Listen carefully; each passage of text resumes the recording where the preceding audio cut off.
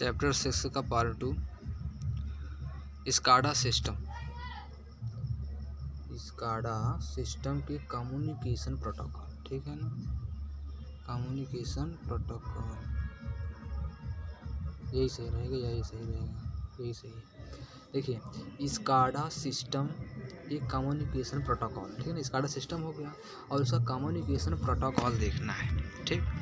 Protocol नियमों का एक सेट है। क्या है? नियमों का एक समूह जो होता है वो प्रोटोकॉल कहलाता है। क्या कहलाता है? तो यहाँ पर लिख सकते हो कि नियमों का, देखो, नियमों का समूह, नियमों का समूह या सेट, नियमों का समूह या सेट क्या कहलाता है? प्रोटोकॉल कहलाता है। प्रोटोकॉल कहलाता है, ठीक, कहलाता है, ठीक। इतना याद हो गया कि प्रोटोकॉल किसे कहते हैं। हम आपको आगे बताते हैं, ठीक है। हम आपको आगे बताते हैं।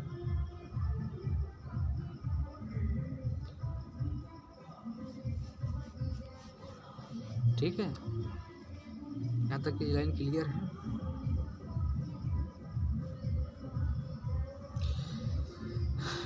जो बाइनरी वर्ड के पैटर्न को डिफाइन करता है, क्या करता है? बाइनरी, देखो बाइनरी वर्ड, ठीक है ना, यानी कि बाइनरी संख्या, ठीक ना, बाइनरी संख्या के पैटर्न को डिफाइन करता है। या जब स्थापित होता है तब एमटीयू से आरटीयू की बाइनरी डिजिट को सीरीज के रूप में दिया जाता है। देखो ये क्या होता है? एमटीयू जो होता है इसको बोलते हैं मेन टर्मिनल यूनिट। आरटीयू क्या है? रिमोट टर्मिनल यूनिट की बाइनरी डिजिट, ठीक है, बाइनरी डिजिट को सीरीज के रूप में दिया जाता है। इसमें कोड जो होता है CODE, कोड सप्लाई की लंबी सीरीज को 0 तथा 1 में उत्पन्न करता है। देखो बाइनरी में सिर्फ दो ही नंबर तो होते हैं, एक होता है 0 और एक होता है 1, ठीक ना, वही चीज़ लिखा है।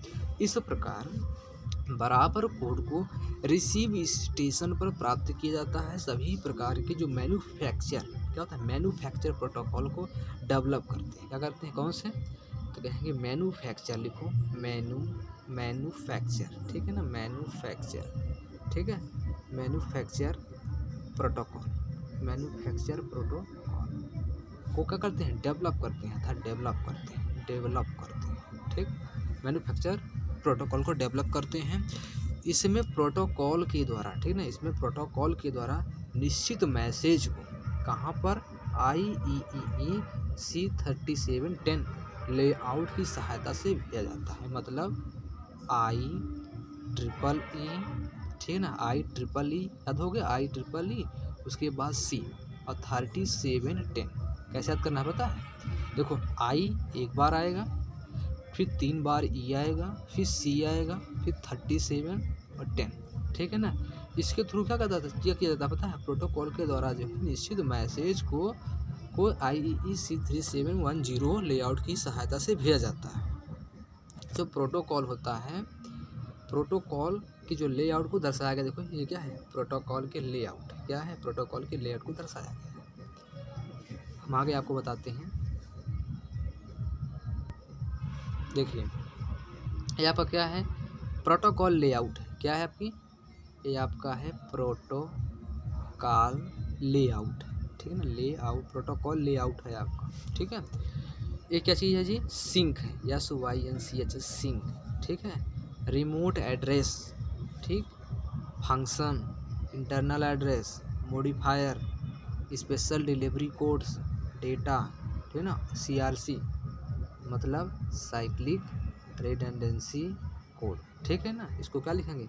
CRC मतलब साइक्लिक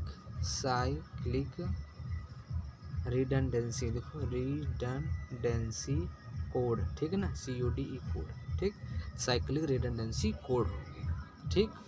देखिए हम इसको कैसे बताते हैं आगे।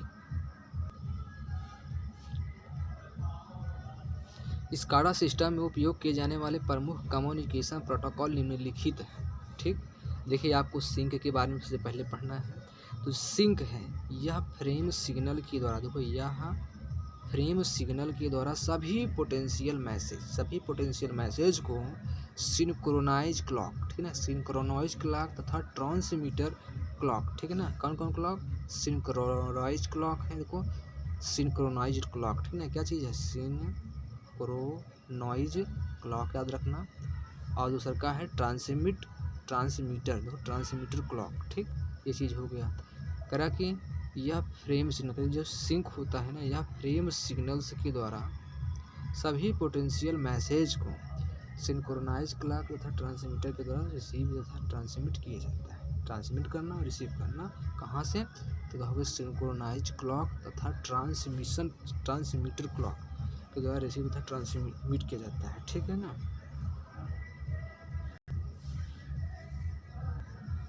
अगला है रिमोट एड्रेस, ये रिमोट एड्रेस, ठीक है ना। रिमोट एड्रेस यह फ्रेम उस स्टेशन को डिफाइन करता है जहाँ मैसेज भेजना है, ठीक ना। रिमोट एड्रेस क्या करता है जी, रिमोट एड्रेस जो है यह फ्रेम होता है उस स्टेशन को डिफाइन करता है जहाँ पर वो मैसेज को सेंड करना है, जहाँ पर मैसेज भेजना है वो आपका रिमोट एड्रेस, ठीक है, रिमोट एड्रेस।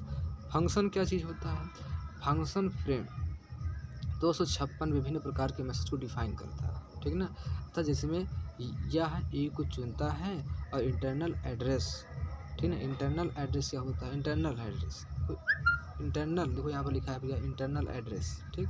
इंटरनल फ्रेम और रजिस्टर के सेट को रिसीविंग स्टेशन पर डिफाइन करता है जहाँ पर मैसेज डायरेक्ट प्राप्त किया जाता है, ठीक है।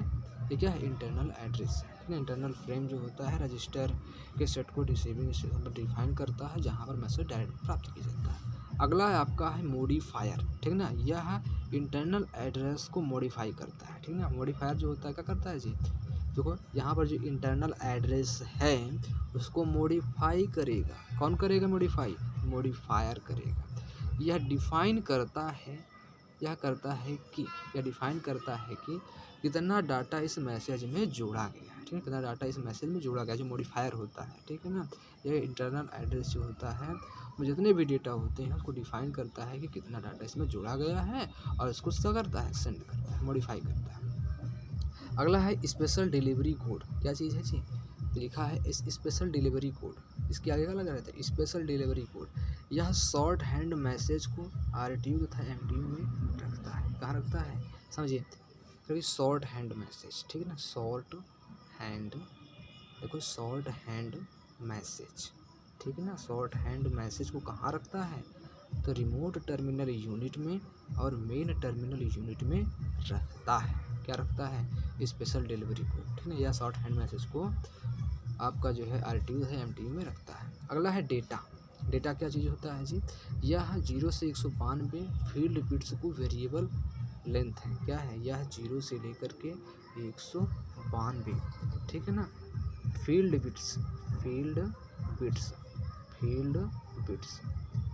बिट्स वेरिएबल लेंथ है, ठीक है, वेरिएबल लेंथ है, डेटा हो गया।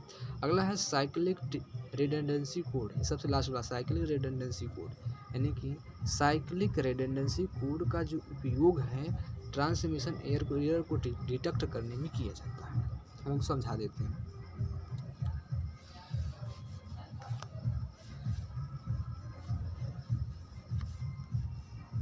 देखिए साइक्लिक रिडंडेंसी कोड क्या चीज़ है जी, इसको लिख सकते हैं आप साइक्लिक रिडंडेंसी, ठीक है, रिडंडेंसी कोड, ठीक है, रिडंडेंसी कोड। तो साइक्लिक रिडंडेंसी कोड का जो उपयोग होता है ना ट्रांसमिशन एरर, अगर इसका होता है इसमें ट्रांसमिशन एरर आता है, क्या आता है, ट्रांसमिशन क्या जाता है जी, एरर आता है, ठीक है ना। एरर अगर आता है उसको डिडक्ट कर लेता है, उसका पता कर लेता है साइक्लिक रिडंडेंसी कोड, ठीक है ना, समझ में आ गया। अब हम आपको बताते हैं कि पेपर में आपको क्या ध्यान देना है। सबसे ज़्यादा आपको ध्यान देना है भाई साहब, ये जो आपका जो डायग्राम है, ठीक है ना, ये डायग्राम जैसे कि सिंक है, रिमोट एड्रेस है, फंक्शन है, इंटरनल एड्रेस है, मॉडिफायर है, स्पेशल डिलीवरी कोड्स हैं, डेटा है और आपका CRC क्या चीज़ है जी, ये आपका पढ़ा साइक्लिक रिमोट कंट्रोल, ठीक। देखिए मेनली आपको जो है इसी चीज़ को ध्यान रखना है, क्या ध्यान रखना है, ये जो आपका प्रोटोकॉल लेआउट है, ठीक है ना। प्रोटोकॉल लेआउट को बहुत अच्छे से याद कर लेना और उसके बाद बना के आपको लिख देना है। थोड़ा बहुत जो हमने पढ़ाया बताया अभी उसके बारे में थोड़ा सा एक बार पढ़ लेना बस, ठीक है। आपको पेपर में इतना लिखना है बस, ठीक। देखिए सिंक जो है वो आपका 8 बिट्स का है, ठीक। रिमोट एड्रेस 8 बिट्स का है, फंक्शन 8 बिट्स का है, इंटरनल एड्रेस 8 बिट्स का है, मॉडिफायर 8 बिट्स का है, स्पेशल डिलीवरी कोड्स 8 बिट्स का है, डेटा 0 से लेकर के 192 बिट्स का है, ठीक है ना। CRC जिसे वो हमें बताया था, फुल फॉर्म में क्या बताया था, साइक्लिक रिडंडेंसी कोड, ठीक है ना, 16 बिट्स का है। तो इसी को आपको जो है प्रोटोकॉल लेआउट में बना देना। देखो 8 बिट्स यहाँ पर है, 8 बिट्स यहाँ पर, 8 बिट्स यहाँ पर, 8 बिट्स यहाँ पर, फिर 8 बिट्स यहाँ पर, 8 बिट्स यहाँ पर। तो 2 2 4 2 6 60 में तो 8 बिट्स हैं, लेकिन 2 में जो है ना अलग अलग है। देखो 0 से लेकर के 192 बिट्स और 16 बिट्स CRC में हो गए, ठीक। बस इसी को बना देना है। क्या बनाना है, sync remote address function, internal address modifier, उसके बाद स्पेशल डिलीवरी कोड्स, फिर इसके बाद डेटा CRC, ठीक। देखिए आपको इतना ज़्यादा है, क्या है, लेआउट है, किसका है, तो कहोगे प्रोटोकॉल, ठीक है ना। प्रोटोकॉल लेआउट है, लेआउट इसको याद रखना बस। क्या है आपका, ये सिंक है, remote address function, internal address, और ये हम क्या चीज़ है, modifier, special delivery code, data और CRC, मतलब कि CRC क्या बोलते हैं, साइक्लिक रिडंडेंसी कोड, ठीक है ना। 8 8 8 8 8 लिखिएगा, 6 ठवर तो 8 बिट्स का रहेगा। उसके बाद डेटा जो होगा 0 से 192 बिट्स और CRC 16 बिट्स का होगा, ठीक है ना। ये आपका हो गया पार्ट 2 कंप्लीट, ठीक। पार्ट 2 कंप्लीट हो चुका है।